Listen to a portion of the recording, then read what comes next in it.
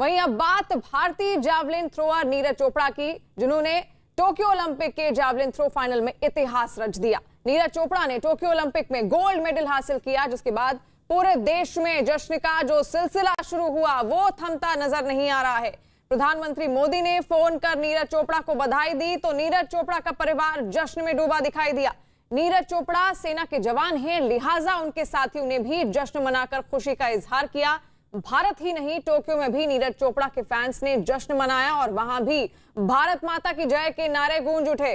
और ये 6 तस्वीरें देखिए किस तरह पूरे देश भर में जश्न मनाया जा रहा है, क्योंकि नीरज चोपड़ा ने इतिहास रच दिया है और खुली बाहों के साथ पूरा भारत अब नीरज चोपड़ा की घर वापसी का इंतजार कर रहा है। किस तरह सेना के जवान जश्न मना रहे हैं और दूसरी ओर उनका परिवार किस तरह से जश्न मना रहा है, वो तस्वीरें आप देखिए। उनके फैंस टोक्यो में दूसरी ओर किस तरह झूम उठे हैं खुशी से, आप तस्वीरें देख सकते हैं। वहीं प्रधानमंत्री मोदी ने भी उनकी जमकर तारीफ की, उनको बधाइयां दी हैं और इतिहास रच दिया है नीरज चोपड़ा ने। नीरज चोपड़ा ने 87.58 मीटर की दूरी तय करते हुए गोल्ड पर कब्जा किया। क्वालिफिकेशन राउंड में भी नीरज अपने ग्रुप में टॉप पर रहे थे। आपको बता दें कि 2008 बीजिंग ओलंपिक के बाद ये भारत का पहला गोल्ड मेडल है। जीत के बाद प्रधानमंत्री मोदी ने नीरज चोपड़ा को फोन कर बधाई भी दी।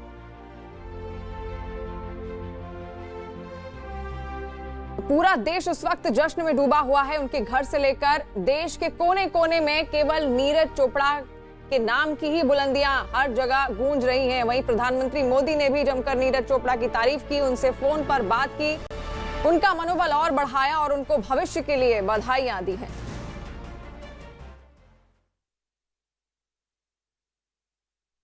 टोक्यो ओलंपिक्स में गोल्ड मेडल विजेता नीरज चोपड़ा से न्यूज 18 ने खास बातचीत की। उन्होंने कहा कि वो मेडल जीतकर बहुत खुश हैं। नीरज ने कहा कि देश के लोगों का गोल्ड मेडल का इंतजार अब खत्म हुआ। नीरज ने गोल्ड मेडल मिल्खा सिंह को समर्पित किया और उन्हें बेहतरीन एथलीट बताया।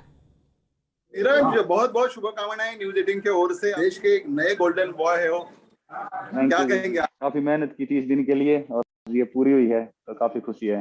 जब आप खड़े थे उस पोडियम पे, क्या भावना थी नीरज जी? बस वो तो मतलब कई मोमेंट ऐसे होते हैं कि उसको हम एक्सप्लेन नहीं कर सकते, तो वो एक बहुत ही मैं एक्सप्लेन नहीं कर सकता। वो सबसे ऊपर का जो वो है, वो बहुत उस चीज की बहुत खुशी थी कि अपना ओलंपिक स्टेडियम में नेशनल एंथम बज रहा था। पहला आइटम किया था, दूसरा आइटम किया था, बहुत सक्सेसफुल हुआ। क्या भावना थी मन में? आपने कहा था आप रात भर सोए नहीं थे, एक ज्वाला मन में जल रही थी। हाँ, काफी मुश्किल होता है ऐसे टाइम पे सोना, क्योंकि दिमाग में ऐसे चलता है कि यार कल कंपटीशन है, कल बस पूरी जान लगा देनी है। और बस अभी होने के बाद थोड़ा सा रिलैक्स महसूस कर रहे हैं, क्योंकि जितना वेट था, जितना भी इतना इंतजार किया इस दिन के लिए, पूरा हुआ और गोल्ड के साथ पूरा हुआ, तो थोड़ा सा अभी रिलीफ मिला है। आपने मेडल मिल्खा भाग के हीरो मिल्खा को अर्पित किया है और आपके साथ पाकिस्तान का भी एक प्रतिबंधित हुआ। जैसे खालिद और मिल्खा सिंह की दोन थी, यहाँ वैसी हो गई। मिल्खा के बारे में क्या बोलेंगे? बिल्कुल, देखो मिल्खा सिंह हमारे एथलीट के हमारे इंडिया के बहुत ही तगड़े एथलीट रहे हैं और खासकर एथलेटिक्स में उनका काफी ज्यादा योगदान रहा है। पूरा देश इस मेडल का इंतजार कर रहा है। पूरे देशवासियों को आप क्या संदेश देंगे, क्या बोलेंगे? बस मैं ये बोलूंगा कि आप अगर इंतजार कर रहे हैं तो ये आपका इंतजार खत्म हो गया है और आपका बहुत बहुत धन्यवाद सभी का कि आपने इतनी दुआ दी। तो सुना आपने नीरज चोपड़ा को, उन्होंने कहा कि बहुत मेहनत की थी और वाकई उनकी इस मेहनत ने रंग भी दिखा दिया। ये देश के लिए गौरव का पल है, ये देश के लिए ऐतिहासिक लम्हा है, ये एक ऐसा वक्त है जब करोड़ों भारतीयों के सपनों को नीरज चोपड़ा ने साकार किया है। इस बेहद खास मौके पर देश के प्रधानमंत्री नरेंद्र मोदी ने खुद नीरज चोपड़ा से बात की। नीरज जी नमस्ते। नमस्ते सर। और बहुत बहुत बधाई आपको। Thank you sir, thank you so much. आज ओलंपिक का समापन की दिशा में जा रहा है और आपने देश को खुश कर दिया। हाँ, बस पोजीशन है वही था कि बस ये मेरा सबसे लास्ट ईयर है कि मैं इंडियन में, तो बस कुछ अच्छा करना है और गोल्ड जीतना हूँ और तो बहुत खुशी की बात है। बहुत अच्छा लगा और मुझे लगता है कि सभी जो अपने भारत जो अपने लोग देख रहे थे उनकी बहुत दुआएं और उनका सपोर्ट था पीछे से इतने ज्यादा लोगों का, तो शायद उसी ने मुझे यहाँ पे आज बुलाया है। पानीपत ने पानी दिखा दिया। नहीं सर, बहुत सभी का बहुत ज्यादा दुआएं थी, तो उनकी दुआएं काम आई आज। लेकिन इस बार एक तो ओलंपिक एक साल डिले हुआ तो आपको एक साल ज़्यादा मेहनत करनी पड़ी, और कोरोना में अनेक संकट आए, अनेक मुसीबतें आई, बीच में आपको चोट भी आई थी, लेकिन उसके बावजूद भी आपने बहुत बड़ा कमाल करके दिया, और ये मेहनत के कारण होता है जी। नहीं, बहुत ही ज्यादा सर, बहुत मुश्किल टाइम रहा था, बीच में इंजरी आई थी और ऐसा लग रहा था कि पता नहीं कैसा कम बैक। लेकिन जिस दिन आप जा रहे थे और मेरी आपसे जो बात हुई, मैंने देखा कि आपके चेहरे में एकदम कॉन्फिडेंस था, आपकी बातों में कॉन्फिडेंस था, और दूसरा मैंने देखा आपको प्रेशर नहीं था, बिल्कुल हंसते खेलते थे आप। वही कोशिश कर रहा था कि बस अपना पूरा जितनी मेहनत की है बस बिना प्रेशर की कोशिश कर रहा था कि अपना 100% दूं, क्योंकि यही ऐसा दिन था लाइफ का जो जहाँ पे जो सबसे जरूरी था मेरी स्पोर्ट्स कैरियर का, और मैंने यहाँ पे आज अपना पूरा 100% दिया और अपने देश के लिए नहीं, आपने देश का नाम रोशन किया है, और देश की युवा पीढ़ी को इसके कारण खेल के क्षेत्र में आगे आने का मन करेगा। और इस बार टोक्यो में ऐसे क्षेत्र में हमारे लोगों ने दम दिखाया है जो नॉर्मली भारत के बच्चे नहीं होते हैं, लेकिन आपने करके दिखाया है। बिल्कुल सर, मुझे लगता है कि आने वाले बच्चे जो इससे प्रेरित होंगे और अपना स्पोर्ट्स है और ज़्यादा ऊपर जाएगा, और मैं चाहता हूँ कि और आप तो फौजी हैं, इसलिए और भी बच्चों को तैयार कर पाएंगे, बहुत अच्छी तरह तैयार कर पाएंगे। हाँ। बिल्कुल सर, बस आप ऐसे ही साथ देते रहिए खिलाड़ियों का और ऐसे ही मनोबल बढ़ाते रहिए। तो मुझे लगता है कि सर खेल बहुत ही जरूरी है एक देश के लिए और अपने देश को प्राउड फील करवाने के लिए, और बस जैसे बिल्कुल। और ज़्यादा। जब स्पोर्ट होता है तभी तो स्पोर्ट्समैन स्पिरिट आता है। और आपके माताजी पिताजी को भी मेरी तरफ से प्रणाम कहिएगा, क्योंकि ये बहुत गर्व का पल है आपके परिवार के लिए भी और देश के लिए भी। और राधा किशन जी को भी मेरी तरफ से बधाई दीजिए भैया। राधा कृष्ण जी को भी और पूरे एथलेटिक्स फेडरेशन की। हाँ, उन्होंने भी आपके साथ कंधे से कंधा मिला के काम किया है। हाँ ठीक सर। तो 15 अगस्त को मिल रहा है भैया। बिल्कुल सर, ठीक है। चलिए, बहुत बहुत शुभकामनाएं, बहुत बहुत बधाई। Thank you so much sir. Thank thank you sir. You. और खुद नीरज चोपड़ा अपनी इस जीत पर क्या कहते हैं, आइए आपको सुनाते हैं।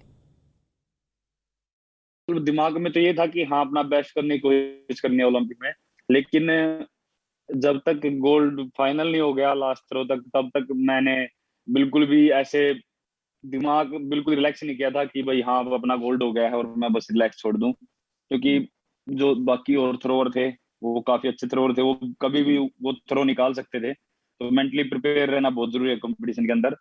और जब लास्ट थ्रो का सभी का हो गया और मेरा लास्ट थ्रो बचा था, तब मुझे हो गया था कंफर्म कि हाँ अपना गोल्ड हो गया पक्का, और उसके बाद ही मैंने सेलिब्रेशन किया। मैं स्टेडियम में गया तो ऐसा कोई दिमाग में था ही नहीं कि मुझे स्पोर्ट्स भी करना है या फिर मैं कभी देश के लिए खेल लूंगा या इस लेवल पे मेडल जीतूंगा। बस ये मैं मानता हूँ कि बस भगवान का शुक्रिया है, और भगवान का ऐसा लगता है कि पहले से प्लानिंग थी कि, क्योंकि ये बिल्कुल प्लान नहीं था कि मुझे स्पोर्ट्स करना है, क्योंकि मेरे पूरे परिवार में किसी ने स्पोर्ट्स नहीं किया, गांव में भी कोई माहौल नहीं था स्पोर्ट्स का, तो ये बस इत्तेफाक था कि मैंने ऐसे स्टेडियम में गया मैं और मैंने जेवलिन थ्रो करना शुरू किया। तो ये सब भी बस होना ही था, और बस मैंने अपना दिल से मेहनत की, और जो मेरे सीनियर्स थे और जो भी सपोर्ट रही है सभी की, तो वो काफी अच्छी रही है, तो मुझे लगता है उसके कारण ही आज यहाँ पे पहुंचा हूँ। मेरे सबसे छोटे अंकल है, उन्होंने मुझे स्टेडियम में लेके गए थे, क्योंकि उनका काफी शौक था कि मैं एक खिलाड़ी बनूं, और उनकी काफी इच्छा थी है, तो वो मुझे लेके गए। और उसके बाद फिर मुझे जो वहां पे जाके जो फ्रेंड है, मेरे फ्रेंड सर्कल है, जो मेरे सीनियर थे, वो भी काफी सपोर्टिव मिले, उन्होंने काफी सपोर्ट की। और बस ये है कि जब मैंने पहले दिन ही जेवलिन शुरू किया और मुझे नहीं पता था कि मैं किस लेवल तक ये खेलूंगा या फिर मैं किस लेवल तक पहुंचूंगा। बस पता नहीं क्यों मुझे एक जेवलिन से अजीब सा लगाव हो गया था, तो मैंने उसी दिन से ही अपना प्रोफेशनल जेवलिन को मतलब ऐसे चुन लिया था। नीरज चोपड़ा ने अपनी इस ऐतिहासिक उपलब्धि को दिग्गज धावक मिल्खा सिंह को समर्पित किया। मिल्खा सिंह सर हमेशा कहते थे कि एथलेटिक्स से एक गोल्ड वो देखना चाहते हैं। अनफॉर्चुनेटली वो अब जी। हमारे बीच नहीं है। आप जी। क्या कहना चाहेंगे मिल्खा सर को? बस मुझे मतलब कल वही दिमाग में आया कि उनका एक सपना था क्या, क्योंकि देखो उनका जो भी अपने इंडियन स्पोर्ट्स के लिए, इंडियन एथलेटिक्स के लिए जितनी उन्होंने मेहनत की और जो उनका योगदान रहा है वो बहुत ही बड़ा रहा है। और उनका भी एक सपना था कि कोई इंडिया से गोल्ड जीते और राष्ट्रगान बजे, तो वो पूरा हुआ। और लेकिन आज वो हमारे बीच में नहीं है, पर मुझे ये लगता है कि जो भी है, जहाँ पे भी हैं, वो आज ये देख रहे होंगे तो प्राउड फील कर रहे होंगे। और ये उनका भी सपना था, तो बहुत उनको प्राउड फील होता है सच में, अगर वैसे देख पाते और मैं उनके पास जा पाता तो। क्या ये मेडल आप उनको डेडिकेट करना चाहेंगे? बिल्कुल, उनको भी, और साथ में जो हमारे एथलीट पीटी उषा जी हैं, जिनका बिल्कुल थोड़े से टाइम से जिनका मेडल रह गया था ओलंपिक में, तो बस उनकी मेहनत थी और उनका भी एक सपना था, तो मुझे लगता है उनका भी एक सपना पूरा हुआ है। बिल्कुल, देखो एक अपने खासकर एथलेटिक्स में, इंडिया में देखो ओलंपिक में गोल्ड आया हुआ है पहले अभिनव बिंद्रा जी का, और एक एथलेटिक्स का सबसे बड़ा सपना था कि मेडल आने का।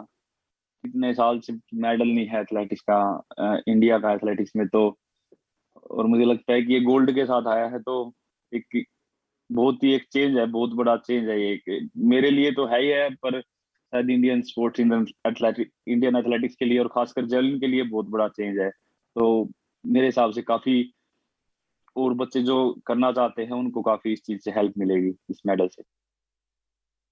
इस बेहद खास मौके पर गोल्डन बॉय नीरज के पिता सतीश कुमार से बात की हमारे संवाददाता जावेद मंसूरी ने। सतीश कुमार वो शख्स जिसने उस लाडले को जन्म दिया, जिसने आज इतिहास बनाया है, भारत गौरव महसूस कर रहा है, और वो पिता क्या सोच रहे हैं उनसे हम बात करते हैं। सर, ऐतिहासिक अद्भुत है जीत, पहला ऐसा शख्स है जो ट्रैक एंड फील्ड में गोल्ड जीता है, इतिहास बनाया है। क्या कहेंगे नीरज की जीत पर? जी, पहले तो हम आपके माध्यम से पूरे देश को प्रणाम करते हैं जिनकी दुआएं आज काम आई हैं। ये बताइए कि कितना मुश्किल था कंपटीशन, और देखा शुरुआत से बढ़त, पहले ही एटम में बढ़त बनाए रखी थी नीरज ने। जी, कंपटीशन तो देखो टफ था ही, मुश्किल था, हम भी मानते हैं, लेकिन जो हमारे बेटे ने तैयारियां की थी, हमें उसकी तैयारियों पर भरोसा था कि ये कुछ ना कुछ ये देश के लिए जरूर लेके आएगा। अगर रंग बेहतर होता है तो हमें पूरे देश की दुआओं का आशीर्वाद मानते हैं उसको। ये बताइए कि सुबह से आप कह रहे थे, मैं आपसे बात कर रहा हूँ, गोल्ड आएगा गोल्ड आएगा, गोल्ड आ गया, सपना पूरा हो गया। अब किस तरह से स्वागत करेंगे नीरज का? जी, अपने तरफ से बहुआ स्वागत करेंगे, जो हमारे से हो पड़ेगा बढ़िया करेंगे। ये बताइए कि फाइनल से पहले परिवार में रात भर जागे थे क्या सब लोग? कितनी दुआएं की थी? जी देखो, पूरे परिवार की धड़कनें बढ़ी हुई थी। एक ही दिन का फासला था कि कल क्या होगा।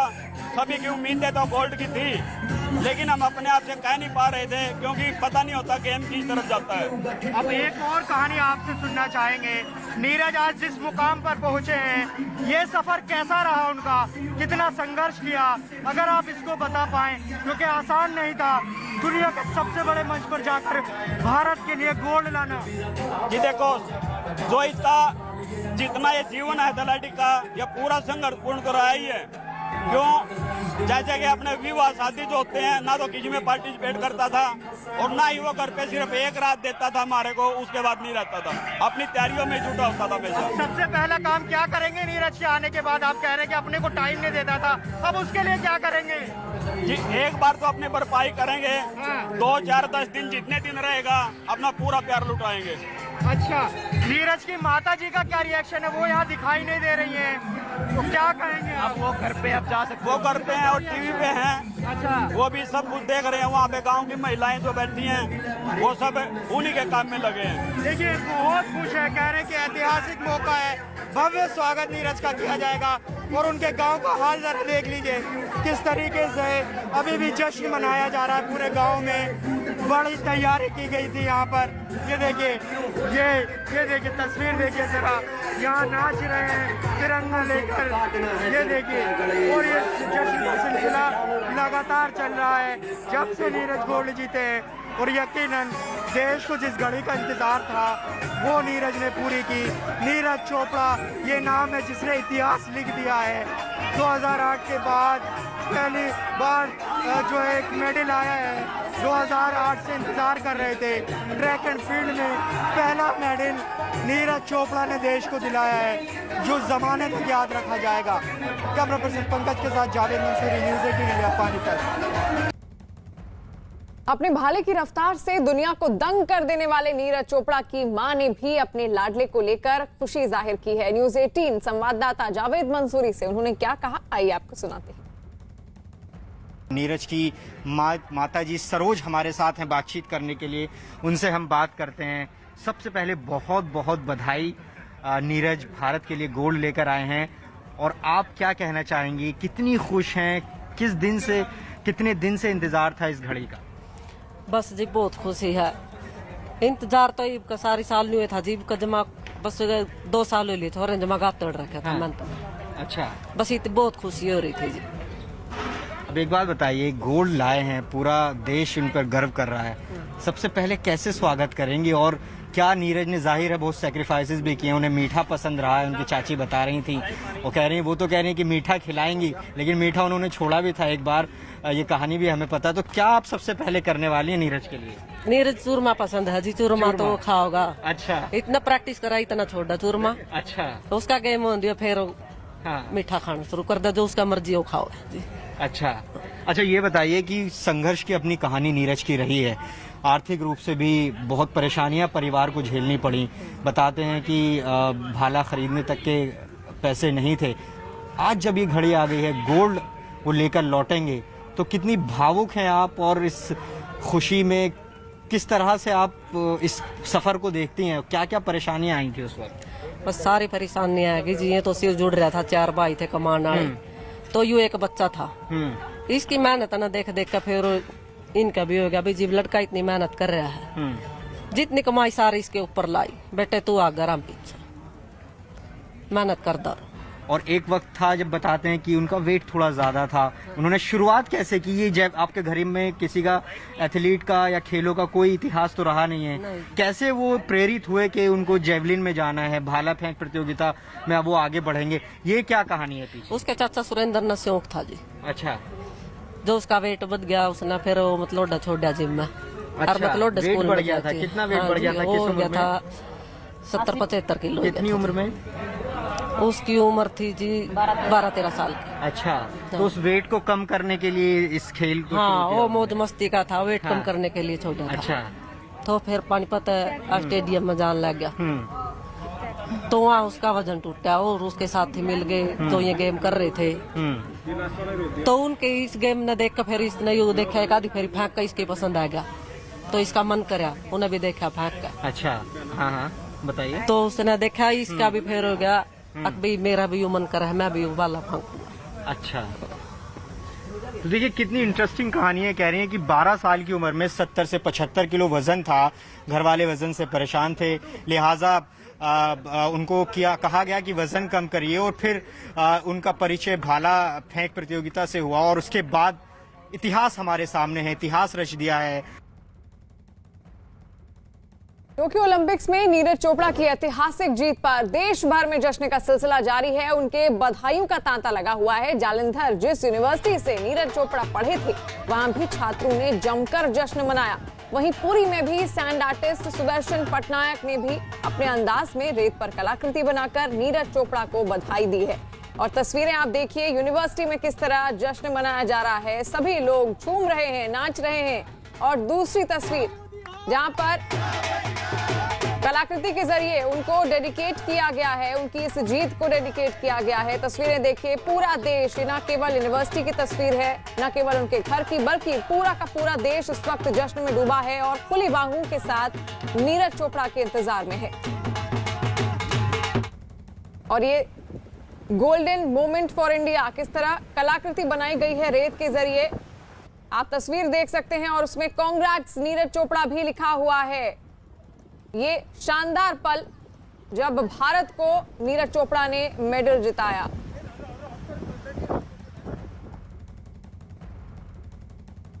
नीरज चोपड़ा के भाला फेंक में गोल्ड मेडल जीतने पर उनके परिवार के बाकी सदस्यों ने भी खुशी जताई और नीरज चोपड़ा को क्या पसंद है वो भी बताया।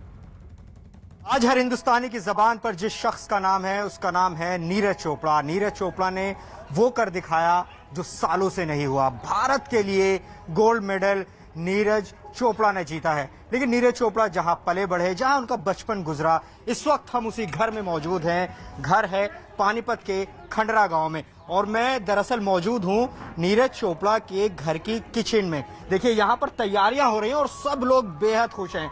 नीरज की चाची हैं जो कि एक सब्जी तैयार यहाँ पर कर रही हैं और जाहिर सी बात है आप खुशी का अंदाजा लगा सकते हैं कि पूरा परिवार एक साथ रहता है। सुमित्रा जी, सबसे पहले बहुत बहुत बधाई और क्या कहना चाहेंगे नीरज की जीत पर? नीरज की जीत पे कहना चाहूंगी पूरा भारत देश, पूरा गांव, पूरा परिवार बहुत खुश है जी नीरज की कामयाबी पर।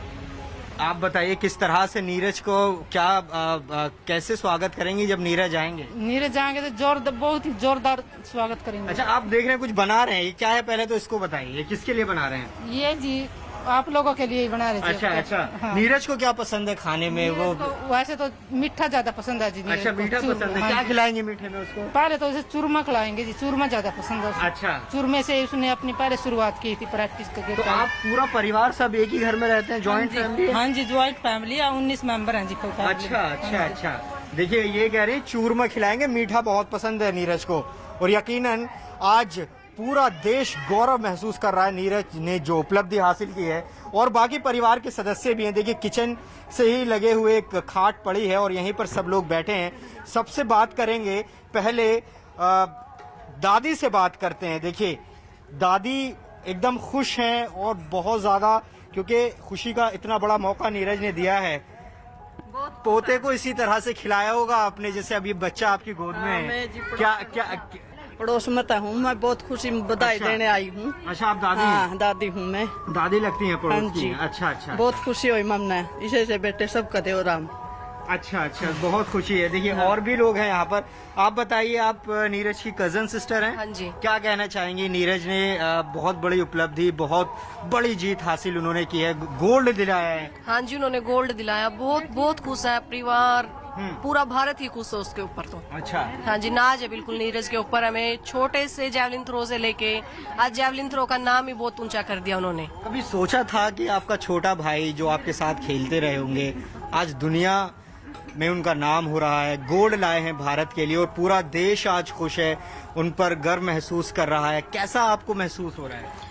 बहुत अच्छा फील हो रहा है हमें। जब नीरज जैवलिन थ्रो में खेलना स्टार्ट किया था नीरज ने, तब हमें ये उम्मीद नहीं थी कि हम गोल्ड भी लेके आएंगे इस खेल में। अच्छा। क्योंकि इसको जानते बहुत कम थे जैवलिन थ्रो को, खेल को। अब नीरज ने गोल्ड लाके इस खेल को, ये गोल्ड को बहुत ही ऊंचा कर दिया है। नीरज की कहानी भी जैवलिन थ्रो से जुड़ने की कहानी कुछ अलग है, वो भी जरा हमें बताइए कि आखिर वो जैवलिन थ्रो से कैसे जुड़े। बताते हैं कि उनका बहुत ओवरवेट था, वेट कम करने के लिए वो जुड़े थे, और क्या इसके बारे में आप बताएंगे? हाँ जी, नीरज का वेट पहले बहुत काफी ज्यादा था, वो मीठा खाते थे इसलिए उनका वेट ज्यादा था, तो उन्होंने वेट कम करने के लिए मीठे को थोड़ा कम किया। अच्छा। जैवलिन थ्रो में खेलने के लिए, तो जैवलिन थ्रो में छोटे छोटे सी उपलब्धि लेके वो थोड़े हाई लेवल पे पहुंचे। तो फैमिली अब आपको दिखाते हैं कि टोक्यो ओलंपिक्स में भारत के किन किन खिलाड़ियों ने आखिर मेडल जीता है। सबसे पहली शुरुआत की थी पहले ही दिन मीराबाई चानू ने, जहां पर मीराबाई चानू ने वेट लिफ्टिंग में सिल्वर मेडल जीता।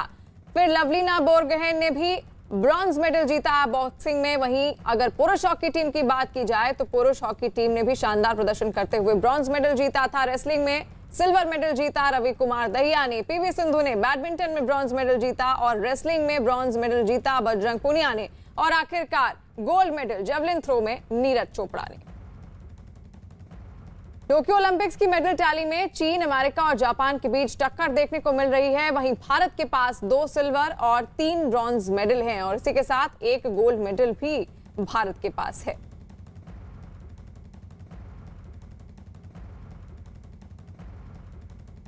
जम्मू कश्मीर से बड़ी खबर आ रही है। न्यूज 18 के पवन शर्मा की खबर है कि देश विरोधी गतिविधियों में शामिल होने के आरोप में एनआईए छापेमारी कर रही है। सूत्रों के मुताबिक ये छापेमारी 50 से ज्यादा जगहों पर चल रही है। जमात इस्लामी से जुड़े संगठनों और एनजीओ के ठिकानों पर छापे पड़े हैं। आज सुबह करीब 5 बजे जम्मू कश्मीर पुलिस और अर्धसैनिक बलों के जवानों के साथ मिलकर एनआईए की टीम अलग अलग जगहों पर छापेमारी कर रही है। ये छापेमारी किश्तवाड़, डोडा, रामबन, राजौरी, बारामूला, पुलवामा, अनंतनाग, शोपियां, कुलगाम, बडगाम और श्रीनगर समेत कई इलाकों में चल रही है। छापेमारी के दौरान कई अहम दस्तावेज बरामद होने का दावा भी किया जा रहा है। तो जम्मू कश्मीर में एनआईए की इस वक्त छापेमारी चल रही है। बताया जा रहा है कि 50 से भी ज्यादा ठिकाने ऐसे हैं जहां पर इस वक्त छापेमारी की जा रही है एनआईए द्वारा। और नीतीश हमारे साथ फोन लाइन पर जुड़ गए हैं। नीतीश, और क्या कुछ जानकारी इसको लेकर सामने है? देखिए, जमाते इस्लामी के खिलाफ एनआईए की बड़ी कार्रवाई है और इसमें करीब 150 ऑफिशियल्स एनआईए के शामिल हैं जो जम्मू और कश्मीर में अलग अलग जगहों पर छापेमारी कर रहे हैं। और ये रेड जो है उसका दायरा बढ़ता जा रहा है। शुरुआत में खबर आई थी कि 50 से ज्यादा जगहों पर छापेमारी चल रही है। अब ये 70 जगहों पर करीब करीब ये छापेमारी चल रही है। कई तरह के दस्तावेज बरामद किए गए हैं और इसमें 5 एसपी लेवल के अधिकारी हैं एनआईए के और करीब 150 ऑफिशियल्स हैं। और इसमें जो जानकारी है, एनआईए ने खुद इसमें इन्वेस्टिगेशन किया है और एनआईए ने इसमें खुद दर्ज किया है। कहीं से किसी स्टेट ने इसको रेफर नहीं किया है। एनआईए की खुद की रिपोर्ट पर यह केस दर्ज किया गया है। तो ये जो छापेमारी का दायरा लगातार बढ़ता जा रहा है और कई लोग गिरफ्तार भी हो सकते हैं। साइमल्टेनियसली उनसे पूछताछ भी चल रही है। जी नीतीश, यानी कि कई लोग गिरफ्तार हो सकते हैं। और वहीं जम्मू कश्मीर के 50 से ज्यादा जगहों पर एनआईए की छापेमारी चल रही है। इस वक्त टीवी स्क्रीन पर 5 तस्वीरें हैं। गांदरबल, शोपियां, राजौरी, अनंतनाग और बारामूला में सुबह 5 बजे से ही एनआईए की कार्रवाई चल रही है। टीम में शामिल अधिकारी जमात इस्लामी से जुड़े संगठनों के ठिकानों पर छापे मार रहे हैं। और ये 5 तस्वीरें जो आप देख रहे हैं, ये वही जगह है जहां पर इस वक्त एनआईए छापेमारी कर रही है।